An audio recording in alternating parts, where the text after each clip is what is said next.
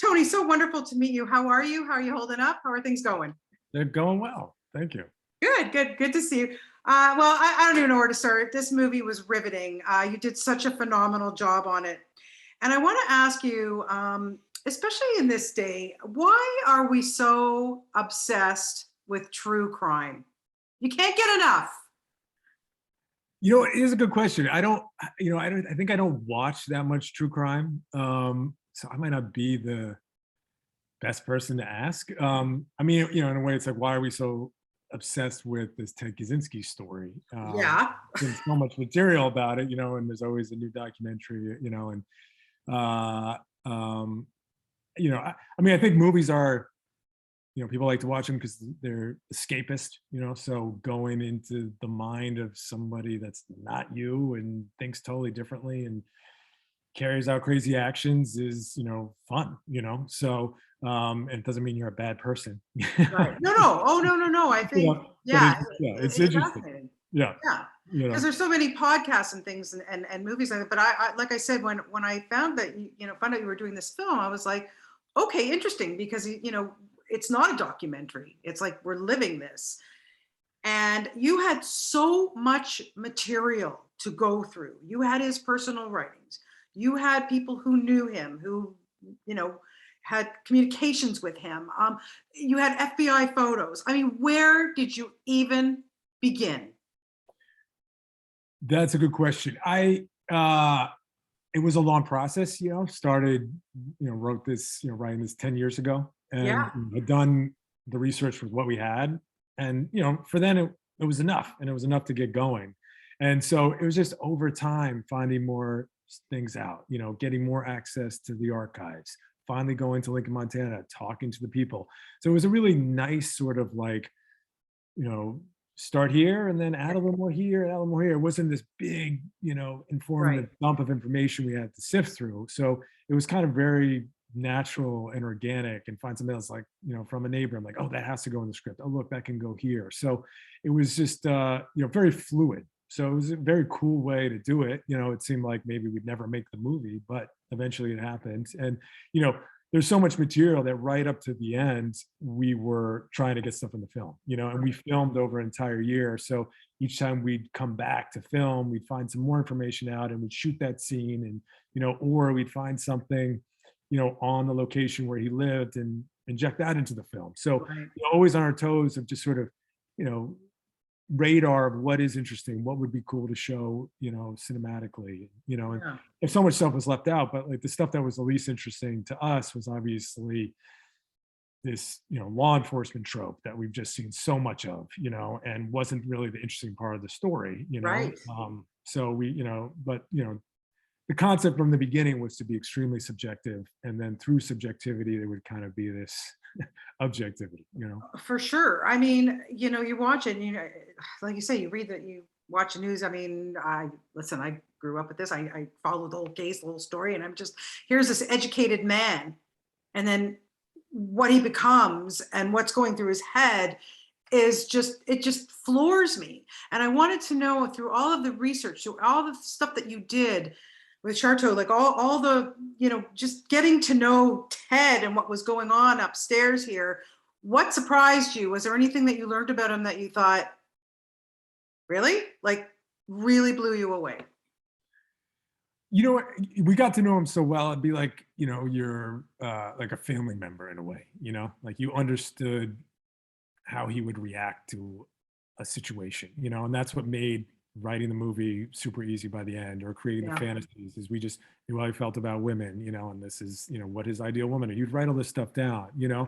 I think, what I really took away from understanding Ted is there was a bit of arrested development to him, that he was still frozen as a 16-year-old in his dorm Yeah. room at Harvard, and Right. in a sense that's what the cabin was, and then in a sense that's what Supermax prison is, he very, obviously not socially integrated, and very, just very lonely person, and Mm. that was the saddest part, and if he could have had a relationship with women, maybe things would have been very differently, Yeah.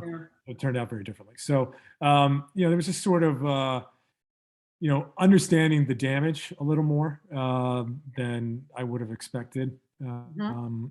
And, this kind of led to the, just sort of treating the topic and the person with a bit of humanity. Yeah, yeah, absolutely. So tell me a little bit about Charteau and how he came on board. I know he's also a producer on this. He inhabits him like he must have been so method throughout this.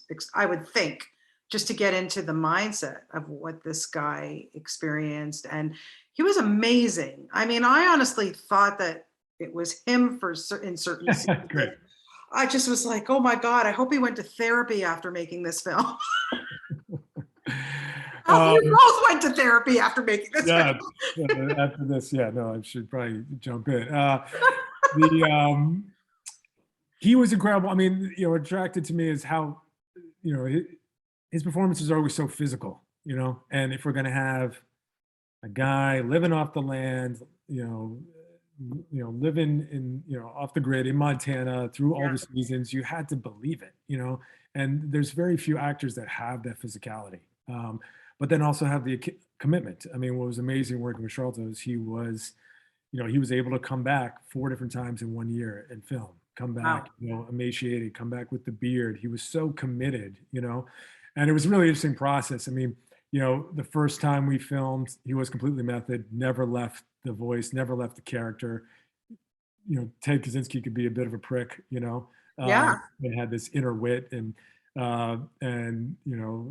Charlto, treated us just like Ted Kaczynski would have, and would be, very antagonistic in this fun way. And then as it went on, Ted, Charlto rather, kind of become interchangeable with me, could just jump back and forth in this incredible wow. way. So it was a lot of fun, and Charlto could take the material of Kaczynski, take the letters from the mother, take the letters from the brother, internalize it, and then match the verbiage and say it in his own words, and that's what was just so remarkable to watch, is how well Charlton understood Kaczynski. It That's was scary.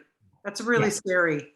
yeah, but it would be so exciting. I mean, you're just watching this incredible performance, and just and we also knew, we knew when we were hitting the marks that we needed to hit, and getting the right, honest, emotionality. What was more valuable to you, reading, what was coming from his brain, like reading it, or talking to the people that had interactions with him? I mean, definitely, a combination. I mean, so much of Ted's time was alone, but being in Lincoln and talking to a lot of the people there, you just understood Ted in this whole other way. I mean, there's stories from neighbors that made it into the film. Yeah. Um, And you you know, use people in the film who, Use some of the people in the film, absolutely. Used the exact locations, recreated locations. Used Alf. I mean, then some of the neighbors were, our costume designers. They told us what Ted wore. When Ted wears that wild trench coat, that's how we show right. up at the sawmill to mill logs in the middle of the summer. So, even just down to the fashion of what Ted wore, was, very, we gleaned so much from being in Lincoln. And so, yeah, I mean, from being in the place and finding a bunch of the artifacts, we would find, for instance, that pipe that Charlton Ted uses to irrigate, that was sitting there from 25 years ago. Wow. Charlton figuring out how to irrigate his garden, which we knew he irrigated from reading the diaries. So Yeah. these things would just sort of align, organically. Yeah. There were so many things are he just to me seemed like a man who, like, if he didn't get his way, screw you kind of thing, obviously, like from, especially like when the farm, when he goes, I don't take directions from women, and all this. And as you were saying, like his relationship with women, his mother, obviously, and yet when he was making the calls to get money, he was so desperate, Yeah. and again, I just bring it back to, like, here's an educated guy who could have went off and gotten a great job, I'm sure, because he was obviously brilliant, but yet he just was such a broken person, and that nobody saw what he was doing for so long, that he got away with it. It's amazing to me. Yeah, I mean, that's what's amazing. Talking to Lincoln, it was, everybody in Lincoln, would say there's probably a dozen other people they thought would have been the Unabomber before Ted.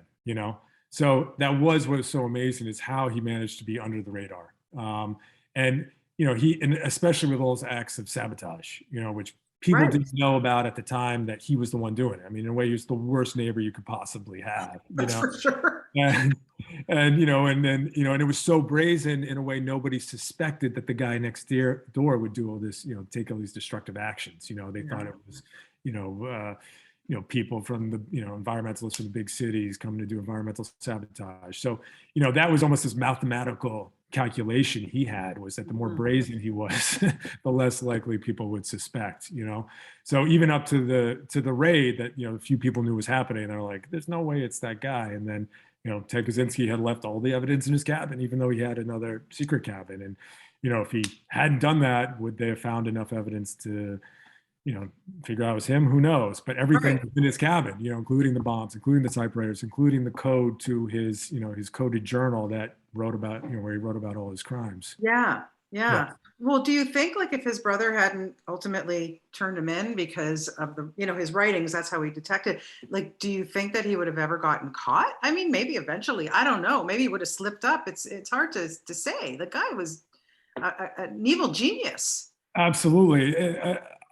Probably not. And maybe he would have stopped too. I Yeah. mean, he did have the one bomb. I mean, and he said he would stop, but of course, who knows? Right. Right. Oh, but yeah, I mean, maybe we would have never figured out who he was. Yeah. He could have died alone in the woods too, and then maybe they would have found out when some, True. a neighbor went to his cabin. So it's so interesting how delicate, history is, and what could have happened, and that's something I'm Yeah. always interested in. From other topics of movies I made with the Norse Discovery of America, and just other pieces of history of just how how all the different ways things could have unfolded.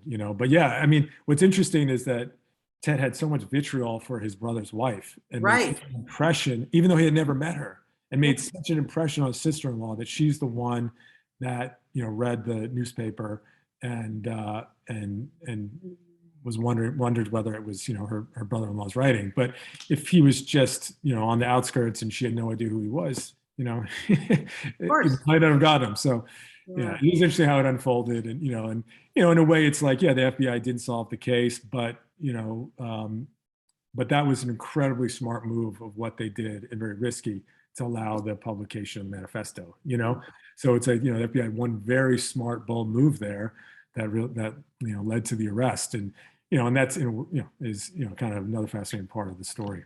Yeah, yeah. Well, listen, congratulations on it. I thought you did a superb job on telling his story in this way, and I think it will hit a lot of people. So thank you so much for your time today, and best of luck with it. Really, All it's right. fantastic. Great All job. right. All right. Thanks for talking. Thank you for your time. I appreciate it. All right. Okay, Yeah. bye-bye.